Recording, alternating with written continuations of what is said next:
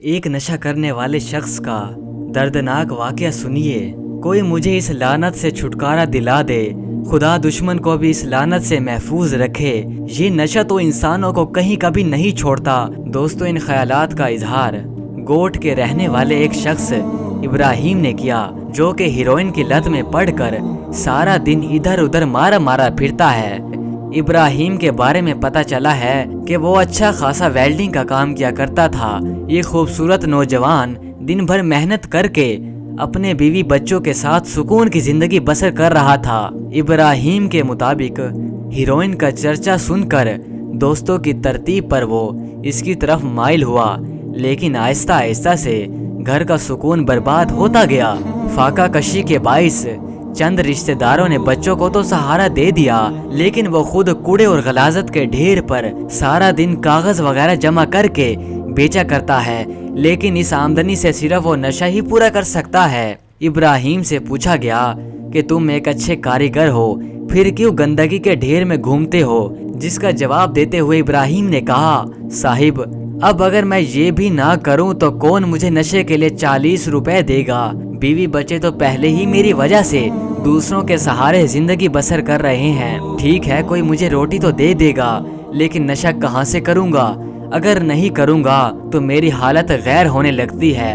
مجھے روٹی چاہے ملے یا نہ ملے، ہیروئن ضرور ملنی چاہیے۔ اس نے بتایا کہ میں نے اس سے چھٹکارا حاصل کرنے کی بہت کوشش کی، لیکن میرے پاس اتنے وسائل نہیں کہ میں اپنا علاج کروا سکوں۔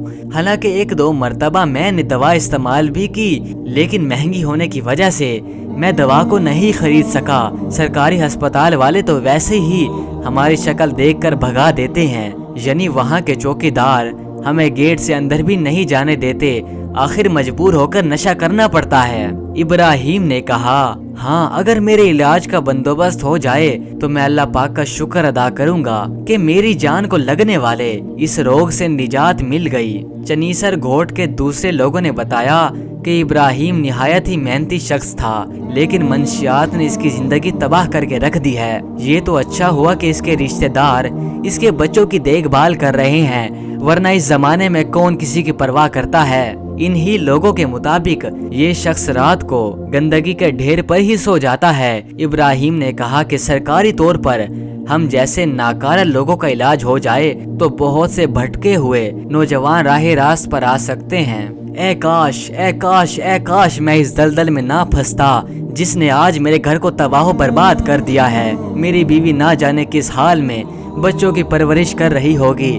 بچے مجھے دیکھ کر محسوس کرتے ہوں گے کہ یہ کیسا باپ ہے، گندا منہ بال بکھرے ہوئے، کپڑے بھی صاف نہیں رکھتا، اور پتہ نہیں میرے بچے کیا کیا سوچتے ہوں گے۔ وہ معصوم چہرے بھی مجھے دیکھ کر ضرور پریشان ہو جاتے ہوں گے۔ یہ باتیں کرتے ہوئے ابراہیم کی آنکھوں سے زاروں قطار آنسو جاری تھے۔ وہ سامنے میدان میں لگے ہوئے ایک گندگی کے ڈھیر پر ردی کاغذ اٹھا کر اپنے تھیلے میں ڈالنے لگا۔ یقیناً نشہ انسان کے لیے زہر قاتل ہے۔